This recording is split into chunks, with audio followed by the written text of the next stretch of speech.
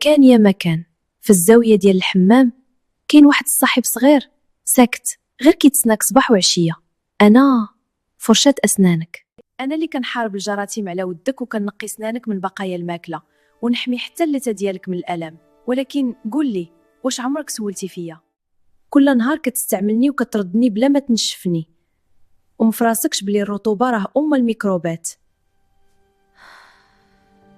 كتخليني حدا المرحاض وبلا غطا والهواء كيجيب معاه اللي ما يتشافش بالعين، وإلا مرضتي كتستعملني وانا اصلا مريضه ومن بعد كتبغي نرجع نحارب لك من جديد. واش هذه هي العشره؟ الا شعيراتي تقوسوا راه ما بقيتش كنظف، وليت غير كنجرح اللثه ديالك شويه بشويه.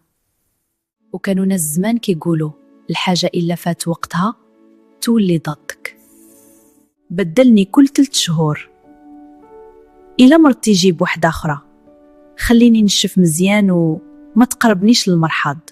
انا ما بغيت منك والو غير تحافظ عليا باش نحافظ عليك، حيت في الحياة كاين اشياء صغار ولكن ضررهم كبير الا تهملوا، وابتسامتك راه امانة عندك.